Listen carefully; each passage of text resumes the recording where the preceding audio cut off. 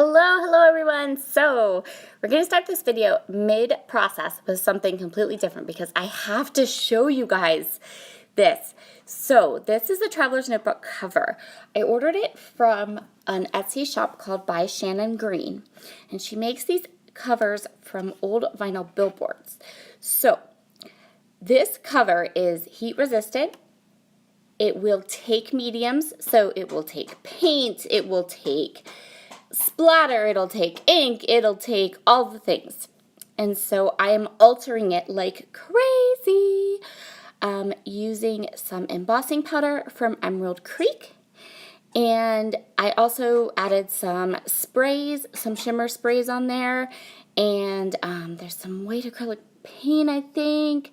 I just kept layering on the mediums and playing with this this Traveler's Notebook cover until I just had it the way I wanted it.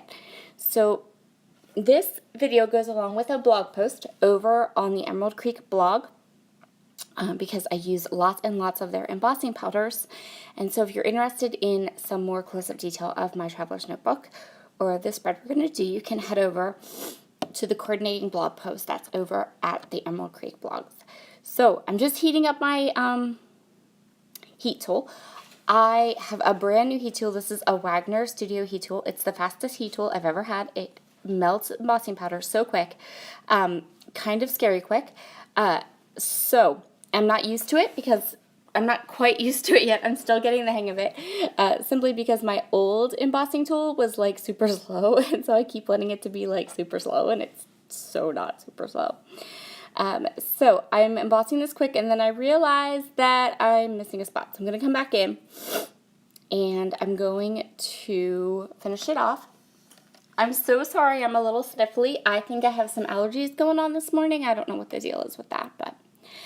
So I also wanted to add some white splatters. So for Emerald Creek, the monthly theme is Ordinary Days. So I wanted to, you could talk about your best days or your worst days. And so I did this for my design team assignment. I did this Traveler's Notebook cover.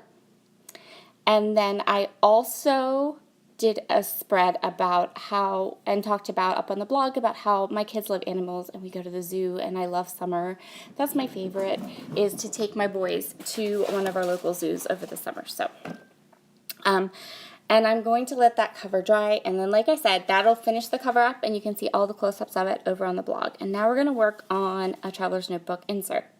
So since we're talking about summer days, this is one of the inserts that's going to go in that cover, and it is photos from when we went to the local petting zoo near our house this past June. And so what I want to do is I want to create an embossed border across the bottom and the top of this layout. And the way I'm going to do it is I'm going to stamp directly inside of my Traveler's Notebook insert. So FYI, this is another reason I went ahead and splurged and bought a 12 by 12 Memory Misty, because you can remove the foam pieces that are in the bottom of the Misty, and the magnets are super duper strong, and you can stamp directly into a Traveler's Notebook insert without messing it up and without having to turn it and without having to, kind of like fix it. And so that's what I'm doing. I am going to grab this saffron embossing powder from Emerald Creek, and I'm going to emboss all these cute little like wheat stalks. And I'm going to emboss them directly across the bottom and directly across the top. And look how lovely. Like, you can stamp directly into your insert. It's so, so, so cool. I'm so excited about that.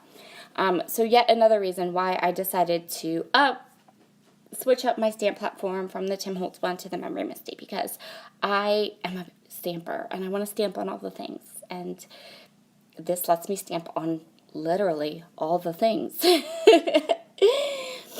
So I'm super excited about that, and I'm so sorry for my sniffles.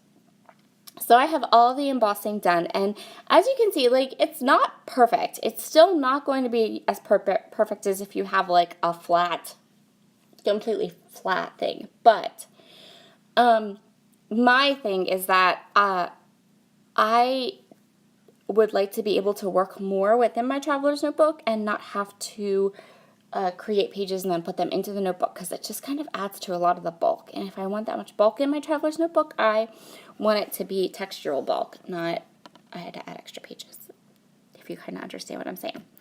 So I'm taking a stencil brush, my absolute amazing, most favorite stenciling brush, and my Tim Holtz Distress Oxide Antique Linen ink, and I'm going to go ahead and kind of ink over these embossed wheat sheafs, and then I'm going to go ahead and I'm going to wipe them off with a baby wipe.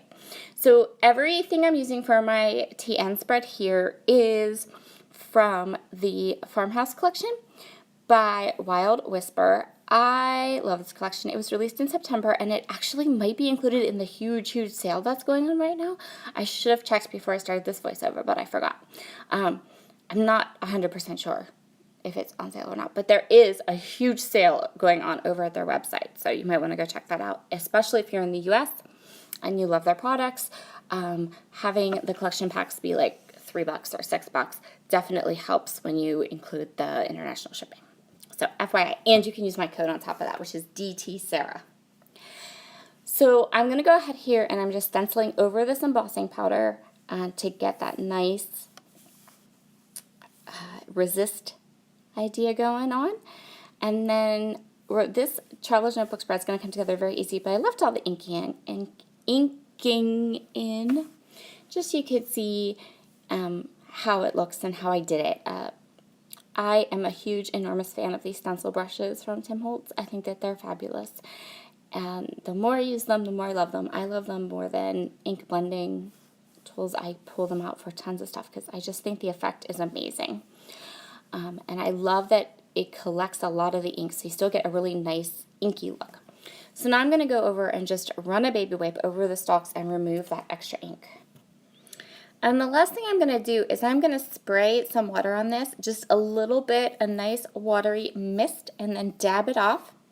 And that's going to provide a little bit of that fun kind of oxidation water drop look that you get with the Distress Oxides. So let's clean up a little bit, and then let's move on to our photos and the rest of our spread.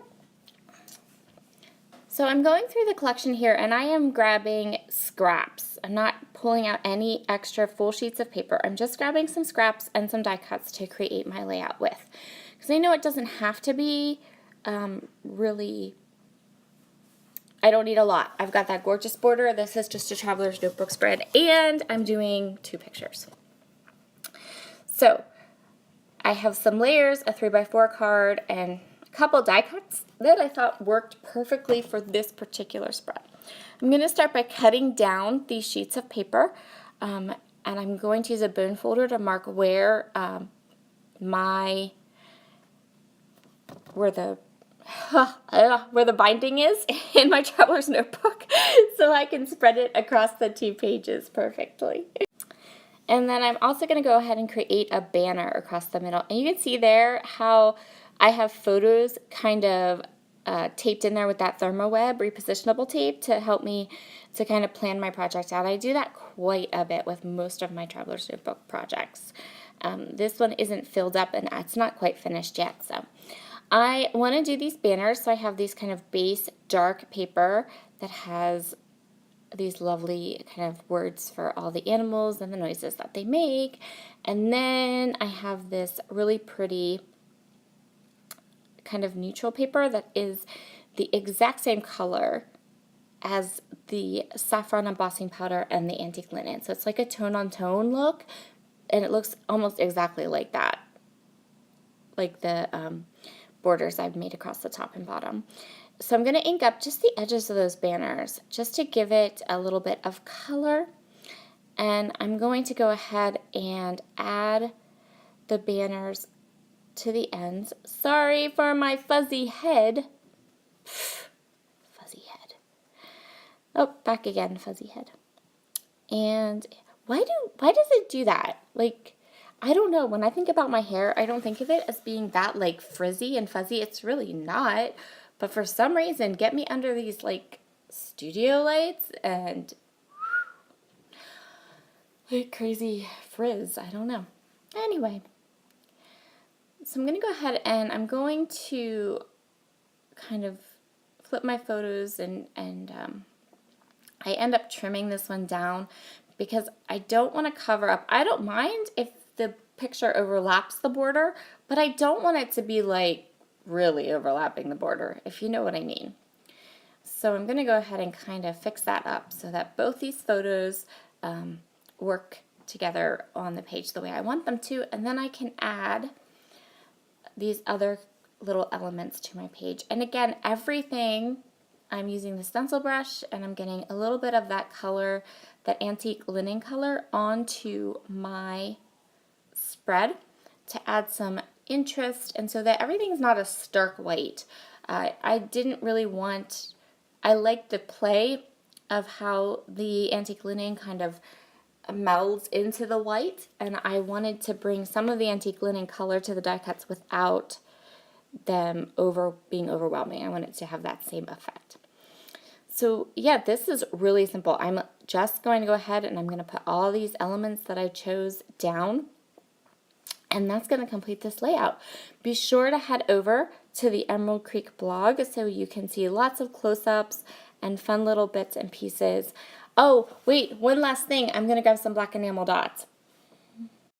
So these are just some black matte enamel dots from my stash. They're super cute and fun. And I hope that you enjoyed this video today.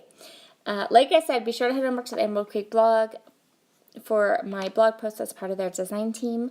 And I will talk to you all again very soon. Bye!